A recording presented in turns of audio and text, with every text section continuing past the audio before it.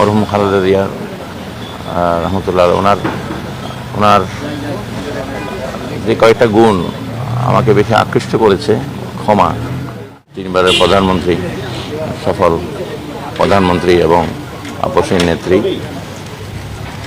মরহুমা বেগম খালেদা জিয়ার ইন্তেকালে আমরা সমস্ত দেশবাসী শোকাহত। বিশেষ করে উনি এমন একটা সময়ে চলে গেছেন যখন ওনার মতো একজন দেশপ্রেমিক এবং দক্ষ একজন রাষ্ট্রনায়কের, অভিভাবকের প্রয়োজন ছিল। আল্লাহ পাক দয়া ওনাকে নিয়ে গেছেন। আল্লাহ ওনাকে জান্নাতে আল্লাহ নসিব করুক।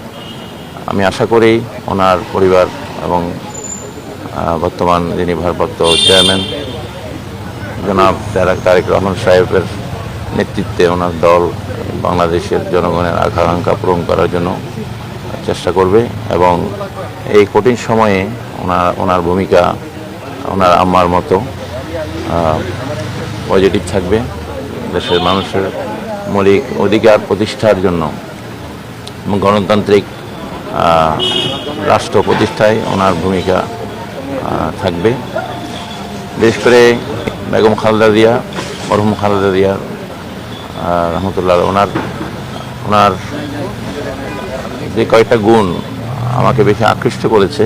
ক্ষমা, উনি এত কষ্ট পেয়েছে,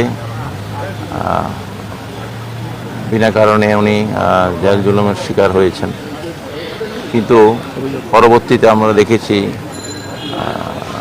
যারা ওনাকে এই অবস্থা করেছে ওনাদেরকে ক্ষমা করে দিয়েছিলেন। তো এরকম অনেক গুণে উনি গুণান্বিত ছিলেন, রমণী ছিলেন। আল্লাহ পাক ওনাকে যেন ক্ষমা করে দেন এবং ওনার জানা এবং অজানা সমস্ত অপরাধ যেন মাফ করে দেন এবং ওনার সমস্ত সমর্থকদের প্রতি আমাদের সমবেদনা জ্ঞাপন করছি। সমস্ত দেশবাসীর সাথে আমরাও শোকাহত। বাংলাদেশ সুপ্রিম পার্টির পক্ষ থেকে আমরা এসেছি আজকে এখানে ওনার প্রতি শ্রদ্ধা জানানোর জন্য, ওনাকে স্মরণ করার জন্য। আমরা একটা সুস্থ ধারার রাজনীতি দেখতে চাই, পারস্পরিক শ্রদ্ধাবোধের রাজনীতি দেখতে চাই। আশা করি বাংলাদেশ জাতীয়তাবাদী দল বিএনপি এই উদ্যোগকেও সাথে নিয়ে আমাদের সাথে কাঁধে কাঁধ মিলিয়ে এই বাংলাদেশকে সমস্ত বিশ্বে আরও পরিচিতি এবং আমাদের এই জাতিকে নিয়ে গর্ব করার মতো আমরা যেন এই দেশের এবং আমাদের জাতিকে যেন পথ দেখাতে পারে, সবাইকে নিয়ে আমরা, সমস্ত রাজনৈতিক দলকে নিয়ে আমরা কাজ করতে চাই। এবং বিশেষ করে সামনে নির্বাচন, আমরা চাই লেভেল প্লেইং ফিল্ড, একটা সুস্থ ধারার রাজনীতি এবং নিরপেক্ষ এবং